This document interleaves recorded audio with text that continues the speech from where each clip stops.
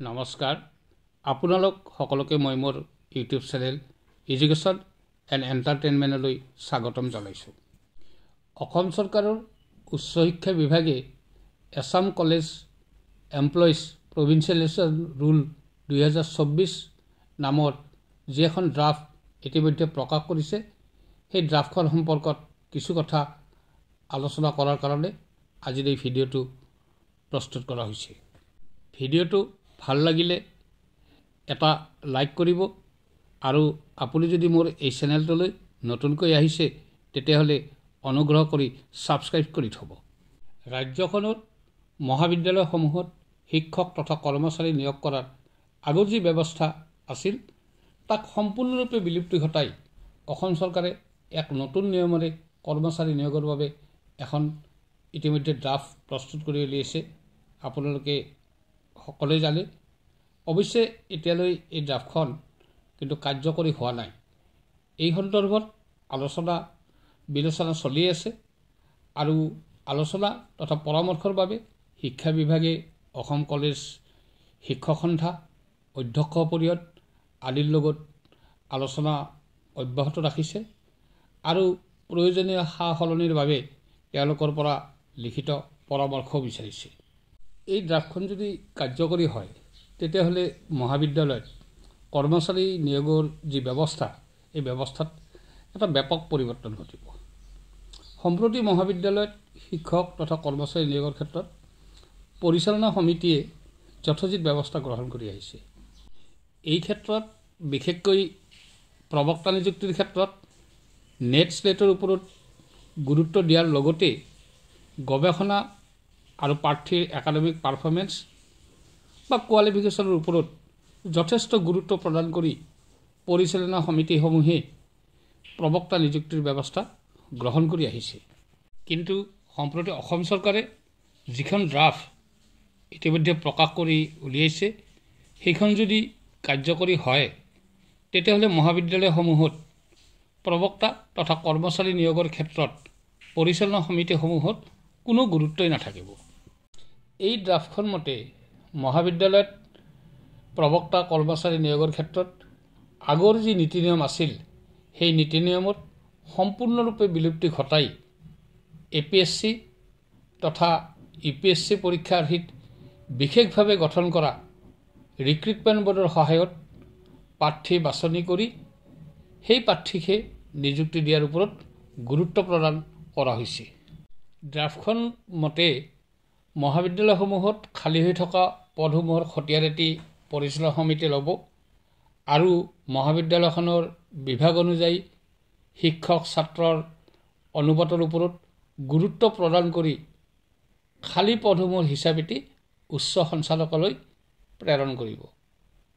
পৰিচালনা সমিতিৰ এই প্ৰতিবেদন উচ্চ শিক্ষা সঞ্চালকালয় উচ্চ শিক্ষা বিভাগত জমা দিয়াৰ পাছত তেওঁলোকে সেইখন ৰিক্ৰুটমেণ্ট বৰ্ডলৈ পঠিয়াই দিব আৰু ৰিক্ৰুটমেণ্ট বৰ্ডে প্ৰয়োজনীয় পৰীক্ষা অনুষ্ঠিত কৰি বাছনি কৰি দিয়া প্ৰাৰ্থীকে উচ্চ শিক্ষা বিভাগে নিযুক্তি দিয়াৰ ব্যৱস্থা গ্ৰহণ কৰিব। এই ড্ৰাফ্টখনত উল্লেখ থকা মতে মহাবিদ্যালয়ৰ অধ্যক্ষ, সহ অধ্যাপক, librarian, assistant librarian, junior assistant আদি পদৰ বাবে প্ৰত্যক্ষ নিযুক্তিৰ ব্যৱস্থা থকাৰ বিপৰীতে এছ'চিয়েট প্ৰফেচাৰ, হেড এছিষ্টেণ্ট বা ছিনিয়ৰ এছিষ্টেণ্ট আদি পদত প্ৰমোচনৰ ভিত্তিত নিযুক্তিৰ ব্যৱস্থা কৰা হৈছে। এনেদৰে বাছনি হোৱা অধ্যক্ষসকলে নিযুক্তি পোৱাৰ পিছত 3 বছৰ কাল তাৰ প্ৰিন্সিপাল হিচাপে কাম কৰিব লাগিব। তাৰপিছত ৰিক্ৰুটমেণ্ট বৰ্ডে যদি সন্তোষজনক প্ৰতিবেদন দাখিল কৰে তেতিয়াহ'লে তাৰ ওপৰত ভিত্তি কৰি তেওঁক ৰেগুলাৰ পদলৈ উন্নীত কৰা হ'ব। তেনেদৰে প্ৰবক্তাসকলৰ ক্ষেত্ৰতো প্ৰথমতে 2 বছৰ কালৰ বাবে নিযুক্তি দিয়া হ'ব। নিযুক্তি লাভ কৰা এই কৰ্মচাৰীসকলে তেওঁলোকৰ শাৰীৰিক সুস্থতা প্ৰমাণ কৰাৰ বাবে মেডিকেল বৰ্ডৰ ওচৰত উপস্থিত হ'ব লাগিব আৰু তাৰ পাছত চৰকাৰে নিৰ্ধাৰণ কৰা মতে প্ৰয়োজনীয় প্ৰশিক্ষণ গ্ৰহণ কৰিব লাগিব।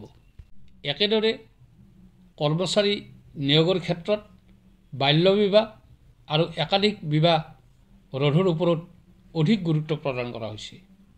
দুটাতকৈ বেছি সন্তানৰ পিতৃ বা মাতৃয়ে এই পদৰ বাবে যোগ্য বিবেচিত নোহোৱাৰ লগতে আগৰ ঘৈণীয়েক জীয়াই থাকোঁতে আকৌ বিবাহপাশত আবদ্ধ হোৱা পুৰুষ বা তেনে মহিলা এই পদৰ বাবে অযোগ্য হিচাপে বিবেচিত হ'ব। ৰিক্ৰুইটমেণ্ট বোৰ্ডে অনুষ্ঠিত কৰিবলগীয়া নিযুক্তিৰ এই পৰীক্ষাত বিশেষকৈ প্ৰবক্তাৰ ক্ষেত্ৰত তেওঁ অধ্যয়ন কৰি অহা তেওঁৰ বিশেষ বিষয়টোতকৈ সাধাৰণ জ্ঞানৰ ওপৰত অধিক গুৰুত্ব প্ৰদান কৰা হৈছে। পৰীক্ষা যি 100 নম্বৰৰ পৰীক্ষা হ'ব তাৰ ভিতৰত 90 নম্বৰ সাধাৰণ জ্ঞানত থাকিব আৰু মাত্ৰ 10 নম্বৰে সাক্ষাৎকাৰত ৰখাৰ ব্যৱস্থা কৰা হৈছে। ফলত প্ৰবক্তা নিযুক্তিৰ ক্ষেত্ৰত প্ৰাৰ্থী বা নিযুক্তি পাব লগা প্ৰবক্তাগৰাকীয়ে অধ্যয়ন কৰা তেওঁৰ সেই বিশেষ বিষয়টোক এৰাই চলা হৈছে। চৰকাৰে গ্ৰহণ কৰিব খোজা এনে ব্যৱস্থাটোত কেইটামান সুফল থকাৰ লগতে কিছুমান ডিমেৰিটো পৰিলক্ষিত হৈছে, যাৰ বাবে বহু দিশত এই ড্ৰাফটখনৰ বিৰুদ্ধে কিছু আপত্তি উত্থাপন হৈছে। সাধাৰণতে বৰ্তমান চলি থকা নিযুক্তি ব্যৱস্থাটোত বিশেষকৈ প্ৰবক্তা নিযুক্তিৰ ক্ষেত্ৰত একাডেমিক পাৰফৰ্মেঞ্চ বা কোৱালিফিকেশ্যন, গৱেষণা আদিৰ ওপৰত বিশেষভাৱে গুৰুত্ব প্ৰদান কৰাৰ ফলত উচ্চ মানদণ্ডৰ শিক্ষক নিযুক্তিৰ সুবিধা আছিল। কিন্তু বহু ক্ষেত্ৰত আকৌ এনে ব্যৱস্থাৰ ফলত ভাল একাডেমিক কেৰিয়াৰ থকা প্ৰাৰ্থীসকলে সমসাময়িকভাৱে একাধিক মহাবিদ্যালয়ত নিযুক্তি লাভ কৰি তেওঁলোকে তেওঁলোকৰ ভাল লগা সেই মহাবিদ্যালয়সমূহলৈ গুচি যায়। ফলত বাকী যিসমূহ মহাবিদ্যালয়ত তেওঁলোকে নিযুক্তিৰ বাবে বাছনি হৈছিল বা নিযুক্তি পাইছিল সেই মহাবিদ্যালয়সমূহ যথেষ্ট অসুবিধাৰ সন্মুখীন হ'ব লগা হয়। তাৰোপৰি বহু ক্ষেত্ৰত যথেষ্ট অভিজ্ঞ আৰু জ্ঞান থকা ব্যক্তিও একমাত্ৰ একাডেমিক কেৰিয়াৰ হওক বা কোৱালিফিকেশ্যনৰ বাবে হওক তেওঁলোক বঞ্চিত হ'ব লগা হৈছিল বা হয়। কিন্তু এই ব্যৱস্থাত সেই দিশবোৰ একেবাৰে নাথাকিব। আনহাতে এনে নিযুক্তি ব্যৱস্থাত গৱেষণাৰ বিষয়টোক একেবাৰে আওকাণ কৰাৰ ফলত প্ৰাৰ্থীসকলৰ বা চাকৰি প্ৰত্যাশীসকলৰ নিযুক্তিৰ আগত গৱেষণাৰ প্ৰতি ধাউতি নাথাকিব। ফলত নিযুক্তিৰ পাছত তেওঁলোক গৱেষণাত ব্যস্ত হ'লে মহাবিদ্যালয়খনৰ লগতে ছাত্ৰ ছাত্ৰী যথেষ্ট ক্ষতিগ্ৰস্ত হোৱাৰ সম্ভাৱনা আছে। তাৰোপৰি এই ব্যৱস্থাত একাডেমিক কেৰিয়াৰ তথা কোৱালিফিকেশ্যনৰ ওপৰত কম গুৰুত্ব দি সাধাৰণ জ্ঞানৰ ওপৰত অধিক গুৰুত্ব প্ৰদান কৰাৰ ফলত একাডেমিক ক্ষেত্ৰত অভিজ্ঞ তথা জ্ঞানী প্ৰাৰ্থীও বঞ্চিত হোৱাৰ সম্ভাৱনা আছে। ফলত ই শিক্ষাখণ্ডত এক নেতিবাচক প্ৰভাৱ পেলাব পাৰে। অৱশ্যে চৰকাৰে এই ড্ৰাফটখন বৰ্তমানলৈ কাৰ্যকৰী কৰা নাই। এই ক্ষেত্ৰত শিক্ষক কৰ্মচাৰীৰ পৰা চৰকাৰে প্ৰয়োজনীয় পৰামৰ্শ বিচাৰিছে। আনহাতে এনে ব্যৱস্থাক বহুতে আদৰণি জনোৱাৰ বিপৰীতে বহু শিক্ষক কৰ্মচাৰী আকৌ ইয়াৰ বিৰোধিতা কৰিছে। বিশেষকৈ কটন ইউনিভাৰ্চিটি PhD ৰিচাৰ্চ এছ'চিয়েশ্যনে এই ক্ষেত্ৰত তীব্ৰ বিৰোধিতা কৰা পৰিলক্ষিত হৈছে। যিয়ে নহওক চৰকাৰে ড্ৰাফট এখন প্ৰকাশ কৰিছে, গতিকে তাৰ ওপৰত আলোচনা বিলোচনা হওক আৰু ক্ষতিকাৰক অংশবোৰ তাৰ পৰা আঁতৰাই যোগাত্মক দিশবোৰ সংযোজন কৰি সকলোৰে মংগল হোৱাকৈ এখন নতুন ড্ৰাফট প্ৰকাশ হওক। আমিও আশা কৰিছোঁ উচ্চ শিক্ষাৰ ক্ষেত্ৰত চৰকাৰে অধিক গুৰুত্ব প্ৰদান কৰি সমাজ তথা অসমখনক শিক্ষা আৰু সংস্কাৰৰ দিশত এক ইতিবাচক দিশত আগবঢ়াই নিয়াৰ ক্ষেত্ৰত প্ৰয়োজনীয় ব্যৱস্থা গ্ৰহণ কৰক।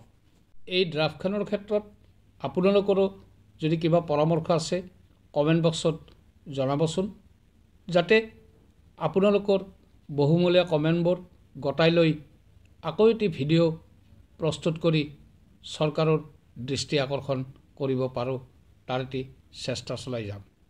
ধন্যবাদ।